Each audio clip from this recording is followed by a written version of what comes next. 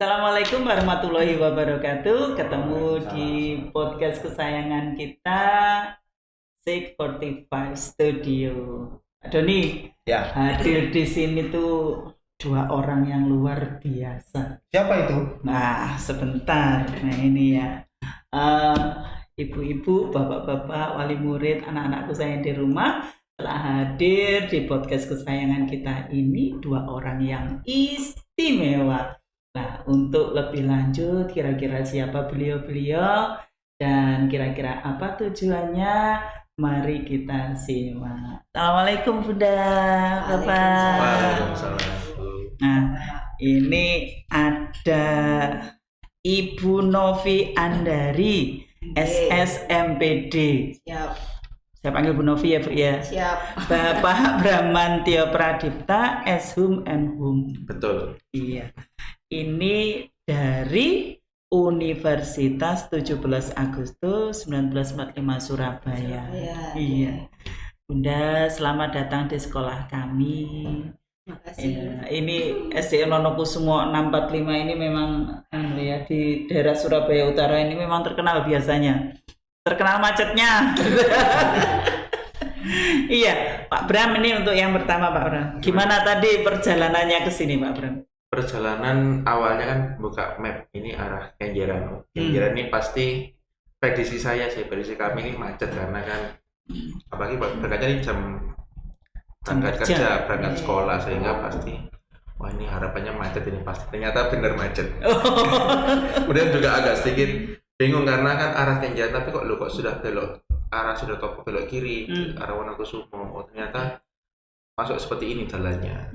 Tadi sempat mengira karena sempat di briefing oleh Bu Rida itu, oh ya sekolahnya nanti itu cukup besar Pak. Tapi melihat, nah nih gedung yang besar mana nih? Karena kan sekolahnya tidak semacam ini di pinggir, tidak kelihatan dari jalan. Jadi kelihatannya oh ini ya saya bilang ke Bu Novi ini Bu sekolahnya karena terlihat besar. Dari luar. Dari luar. Ternyata masuk ke dalam juga besar Pak, sama sih besar. Iya. Karena dari luar sudah lebar, jadi asumsinya kalau dalam berarti Lebih besar. memanjang. Iya. Terus kesannya gimana Bu begitu masuk sekolah kami Bu? Kami tidak ekspektasi bahwa akan disambut dengan demikian hangat ya Bu. hangat. Dan kami kaget Dan welcome Bapak Ibu banget. yang nyambut malah kepala sekolah saya kaget loh. Maaf, saya kira biasanya kepala sekolah itu standby di ruangan beliau. Kami masuk malah nanya, Bapak parkir gimana? Ternyata kepala sekolah yang saya tanyakan, saya kira Kami tukang baru parkir. sadar Pak Rio Darmanto itu nama kepala sekolah. Setelah Menyambut kepala Pak sekolah. Bram lihat kepala sekolahnya Pak Rio Darminto. Darminto. Darminto. Kepala sekolahnya, mohon maaf Pak.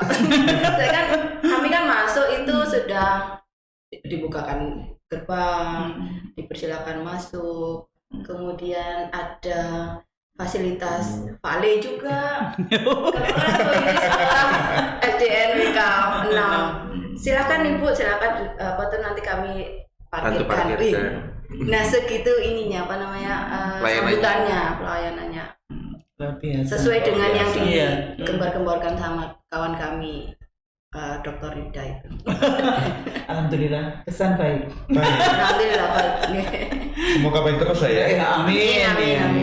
Oh iya, Bunda, ini kami agak kepo. Ini kira-kira tujuan Bunda dan Pak Bram ini kesini itu dalam rangka apa sih Bu? Ini biar wali murid dan anak-anak kita tahu gitu ya. Monggo. Kami perkenalkan, kami dari Untak Surabaya, lebih singkatnya Untak Surabaya supaya dikenal sama adik-adik, ibu-ibu di rumah, orang tua dan guru-guru. Kami dari Untak Surabaya. Saya Bu Novi, saya dari Prodi Sastra Jepang. Beliau Pak Bram dari Sastra Inggris. Satu lagi tim kami itu Ibu Rida yang baru menyelesaikan studi doktoralnya, Dr. Rida dari prodi psikologi. Kami bertiga mempunyai rencana penelitian, Bu, yang membutuhkan subjek penelitiannya siswa sekolah dasar. Nah, sekolah dasar itu kan tingkatnya terbagi dua. Ada yang disebut kelas awal sama kelas akhir. Karena ada kelas 1 sampai 6, kami tidak menggunakan semuanya, kami lebih lebih cenderung ke kelas awal. Di kelas awal itu ada kelas 1 sampai 3. Kelas akhir di kelas 4, 5, 6. Karena kami memilih target penelitiannya itu di siswa kelas awal, kami memilihnya di kelas 2 dan 3. Siswa kelas 2 dan 3. Loh, saya kan tadi bilang kelas awal kan kelas 1 sampai 3. Kenapa saya targetnya di kelas 2 sama 3 gitu. Kelas 1 itu peralihan dari yang disebut dengan prasekolah masuk sekolah dasar, berarti masuk ke sekolah, masa sekolah. Sebenarnya kalau dengan istilah itu berarti masa sekolah itu mulai dari sekolah dasar. TK, PAUD itu justru prasekolah. Betul. Prasekolah itu harus berarti isinya bukan sekolah, main gitu kan. Jadi asumsi kami kelas 1 itu karena peralihan dari prasekolah ke masa sekolah, jadi mereka masih punya jiwa-jiwa bermain gitu. Jadi kalau kita beri perlakuan khusus itu masih belum bisa menangkap dengan baik. Jadi kami lewati. Yang kami fokuskan di kelas 2 dan 3. Nah, kelas 2 dan 3 itu secara psikologi perkembangan itu usia anak 7 sampai dengan 11. Itu mereka masuk ke dalam tahap awalnya abstrak sama konkret.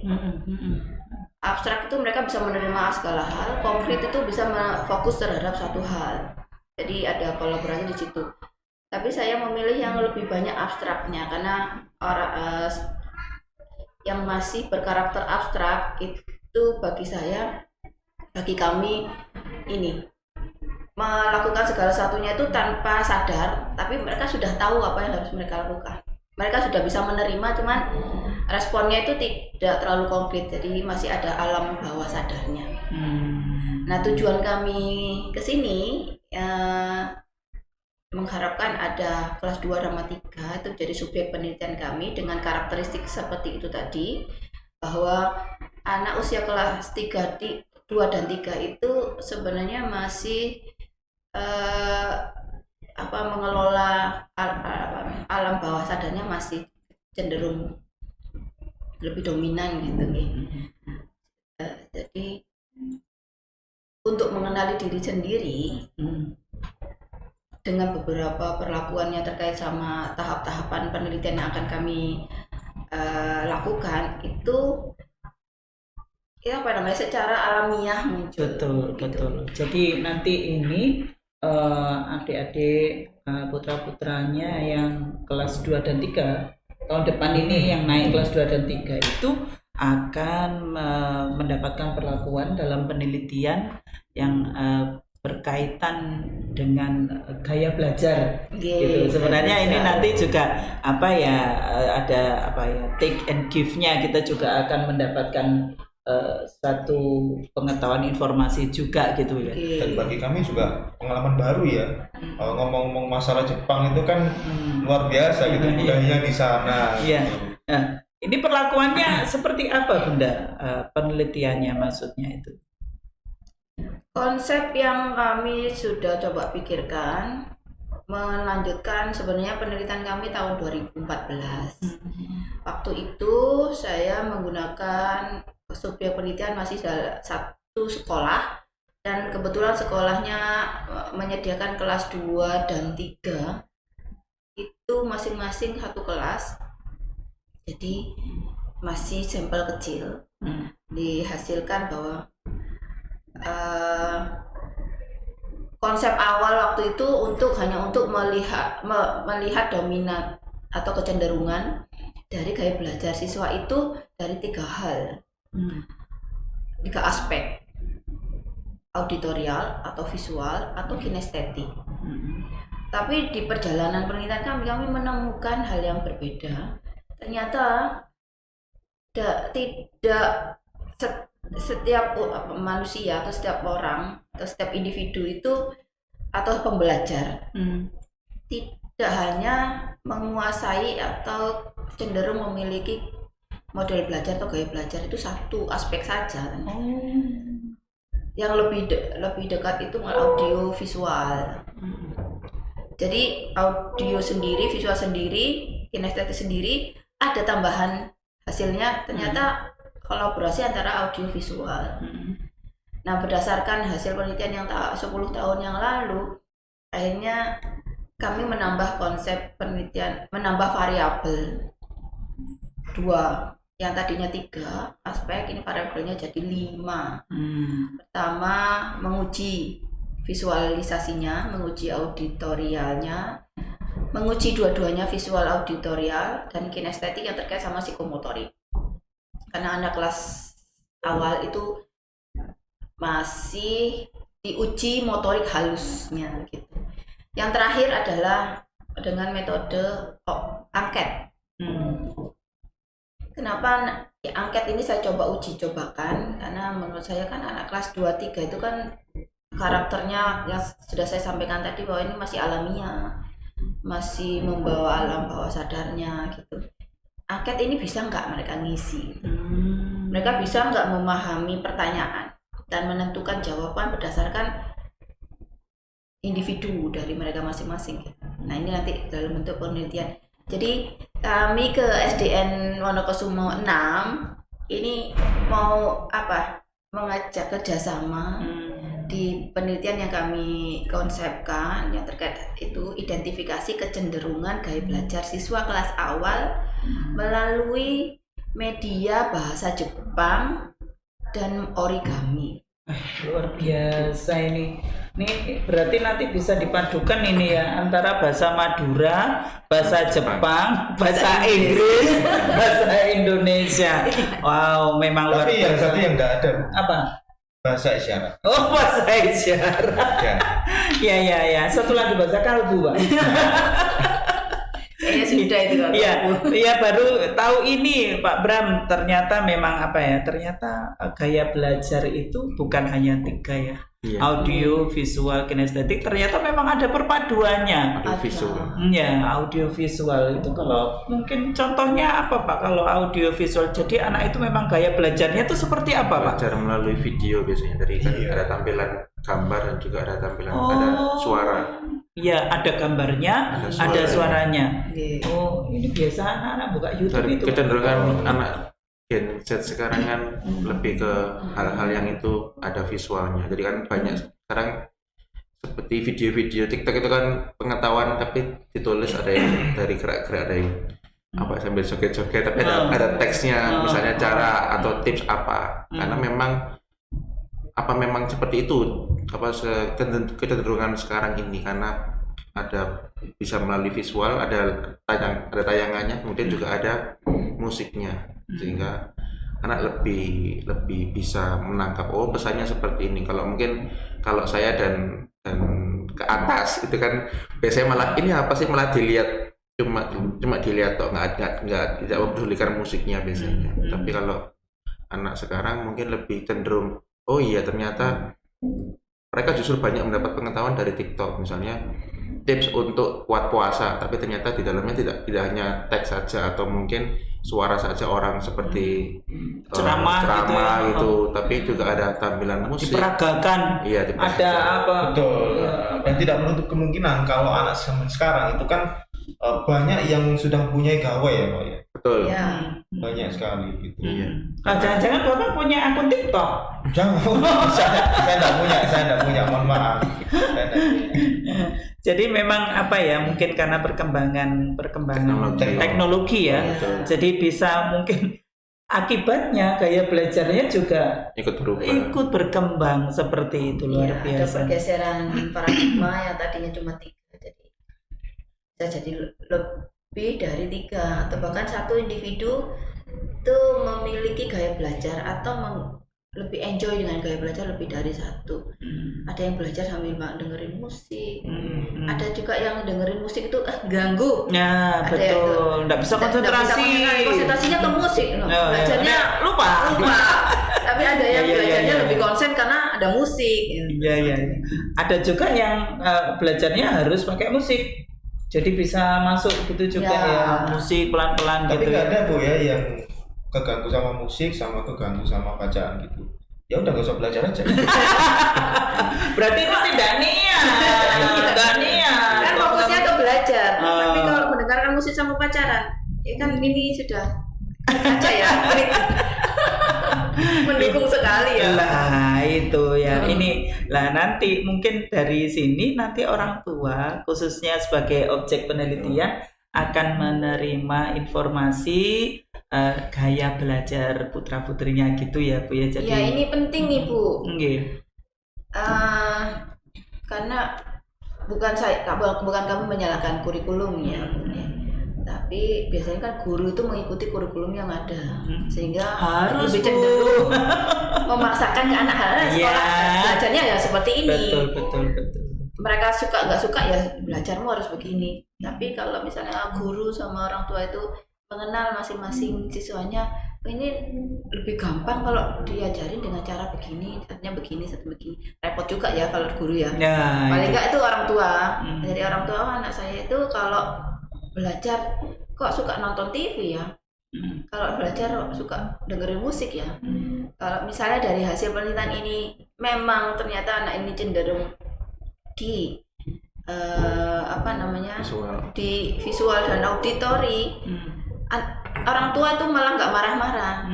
Tapi dilihat dari hasil belajarnya, kalau misalnya didukung sudah nggak apa-apa, kamu belajar sambil dengerin musik atau sambil dengerin sinetron misalnya, berdasarkan data itu ternyata hasil belajarnya kalau dibiarin begitu kok semakin bagus misalnya begitu. Iya. Kan ini mendorong anak untuk mencapai hasil belajar yang lebih baik karena menyesuaikan dengan karakter belajar masing-masing gitu.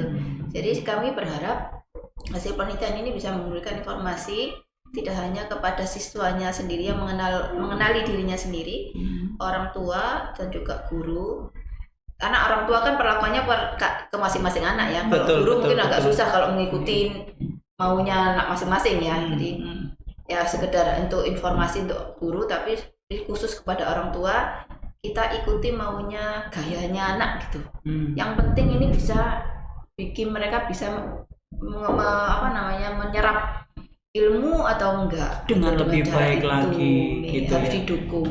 Jadi sebenarnya ini Pak Doni ya, maksudnya itu kita berterima kasih gitu pada partner, maksudnya kalau ada penelitian itu berarti kan sebenarnya membantu kita sebagai orang tua. Anda harus melakukan penelitian sendiri. Iya. Kalau orang tua suruh melakukan penelitian sendiri, mana cuci, mana masak, mana penelitian. Karena sesuai dengan tupoksi. Ini juga sesuai dengan Merdeka Belajar ya. Oh iya. Betul. Karena itu kan tidak harus dipaksakan. Belajarnya harus gini. Tapi di zaman sekarang itu kita harus tahu yang namanya berdiferensiasi. Betul. Jadi memang memang zaman berubah, teknologi juga berkembang. Betul. Ya Pak Bram ya. Jadi memang harus ada penelitian yang semoga saja penelitian ini nanti bisa membantu bukan hanya siswa-siswa yang menjadi objek itu, tapi mungkin karena sampling ini bisa berguna bagi skala yang lebih luas lagi. Oke, insya Allah. Terakhir ini Pak Bram, tentang harapan ke depannya Pak, kalau sudah ini penelitian ini berhasil, kira-kira pengennya tuh seperti apa Pak generasi mendatang ini Pak? Kalau harapan dari kami ya, dari kami secara umum, mungkin dari hasil penelitian ini nantinya orang tua dan siswa, tapi itu terutama orang tua ini mereka sadar bahwa ternyata gaya belajar tiap anak itu beda-beda dan tidak bisa disamakan karena ada faktor teknologi, kemudian ada faktor yang itu memang karakter si anak, sehingga tidak, dengan harapannya orang tua sadar maka lebih bisa beradaptasi dengan gaya belajar anak yang berbeda-beda ini. Bisa jadi dalam satu saudara itu dia berbeda. Anak pertama misalnya kayak belajarnya audio, anak kedua visual.